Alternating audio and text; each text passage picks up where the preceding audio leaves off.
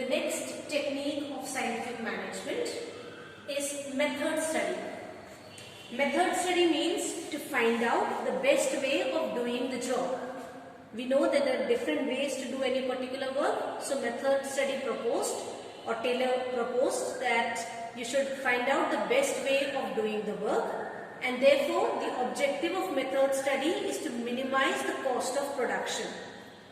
Taylor proposed what is even today being followed in almost all car manufacturing factories. He proposed the assembly line of production.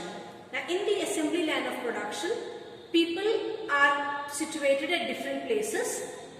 When a car is manufactured, or if you take the example of a car being manufactured, if I am supposed to put the wheel of the car, I will be only standing there and the vehicles would be moving one after the other, and I will be putting whichever wheel I am supposed to put, the front or the rear, whatever is the specialized work given to me, I will be doing only that particular work.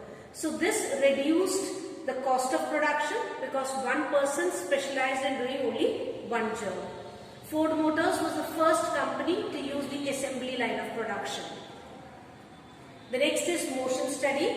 Motion study is related to the study of the necessary movements for doing a work. There are a lot of movements that may be done while we do a particular work. Some may be necessary, some may be unnecessary or unproductive. So Taylor used stopwatches to differentiate between movements which were necessary and which were unnecessary and unproductive. And all the unnecessary and unproductive movements were eliminated. Only the necessary movements were used, and that study of the movements required for doing a particular work is termed as motion study. The next is time study. Time study determines the standard time required for doing a particular work. The main objective of standard time study is to determine the number of employees to be employed in an organization.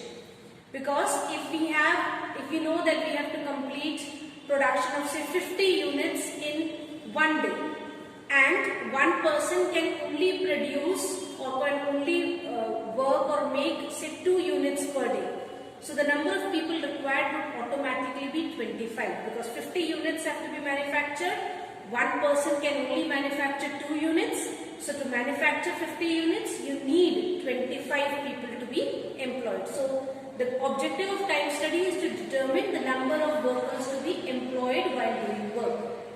The next is fatigue study. Whenever we do work, we are bound to feel tired, and fatigue means tiredness. So fatigue study is a study that is used to determine the number and the frequency of rest intervals required. The number of rest intervals required and the frequency, or the amount of rest intervals and the frequency of the rest intervals needed.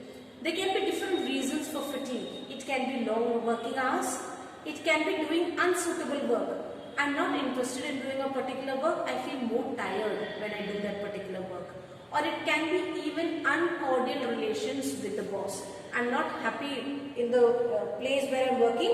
Automatically I'll feel more fatigued or more tired while doing that particular work.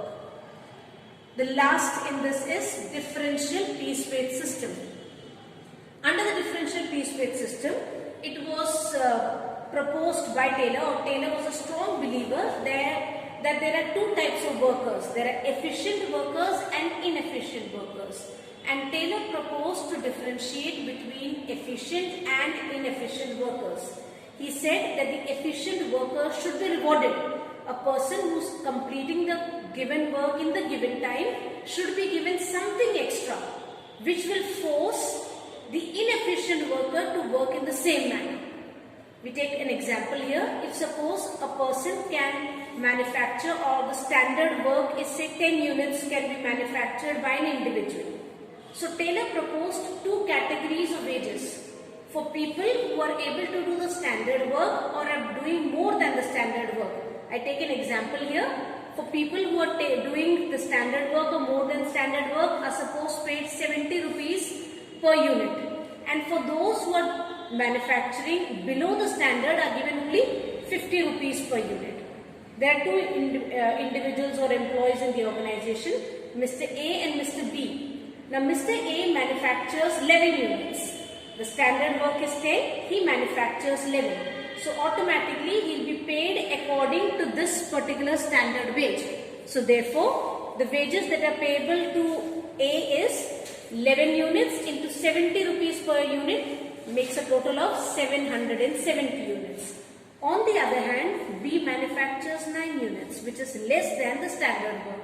So then, for him, the wage applicable will be only 50 rupees per unit. So the total salary earned by B would be 450 rupees.